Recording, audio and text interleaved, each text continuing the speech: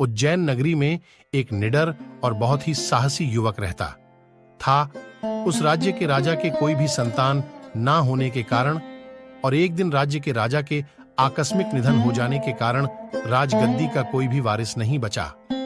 एक दिन उस युवक को झांत हुआ कि राज्य के राजा के निसंतान मर जाने के कारण राज्य के नए राजा की तलाश हो रही है, इसलिए उसने भी इस पद हेतु अपना नाम प्रस्तावित करने की सोची।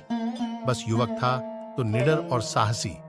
एक दिन सवेरे सवेरे ही वह राजा के महल में पहुंच गया और राज्य के मंत्रियों को उसके राजा पद के योग्य होने की बात कह डाली।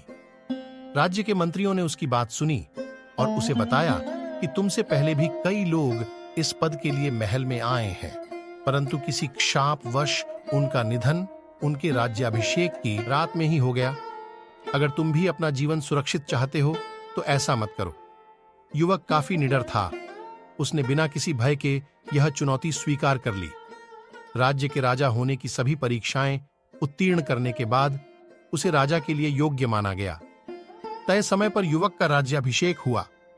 राज्याभिषेक होने के बाद उसने विचार किया कि हो ना हो अवश्य किसी देव या दानव का रोष इस राज्य पर है।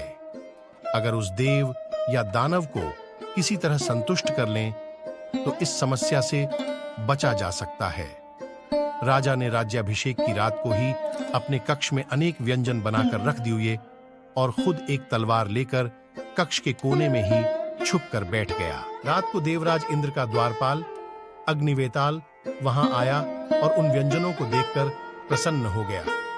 उसने सोचा, क्यों ना मैं पहले इन व्यंजनों का लुत्फ उठा लूं, उसके बाद राजा को लेकर चला जाऊंगा। अग्निवेताल उन व्यंजनों को ग्रहण करके बोला, राजन, यदि तुम रोज मेरे लिए इसे ही स्वादिष्ट व्यंजनों का प्रबंध करोगे तो मैं तुम्हें अभयदान दूंगा। राजा ने अग्निवेताल का प्रस्ताव स्वीकार कर लिया और अग्निवेताल से बोला, तुम देवराज इंद्र से पुचकार बताओ कि मेरी उम्र कितनी है।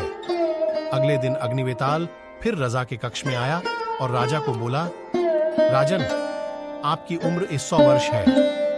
इतना सुनते ही राजा ने तलवार अग्निवेताल की गर्दन पर रख दिया और कहा, इसका अर्थ है कि तुम मेरा अंत 100 वर्ष के पहले नहीं कर सकते।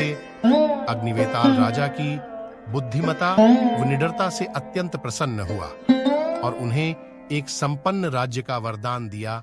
वही राजा आगे चलकर महाराज विक्रमादित्य के नाम से जाने गए। तो मित्रों, आज हमने जाना कि महाराज विक्रमादित्य कैसे राजा बने। वीडियो अगर पसंद आए तो लाइक करो। अगर इसी तरह पौराणिक और आध्यात्मिक वीडियो चाहते हो तो चैनल सब्सक्राइब करो। धन्यवाद।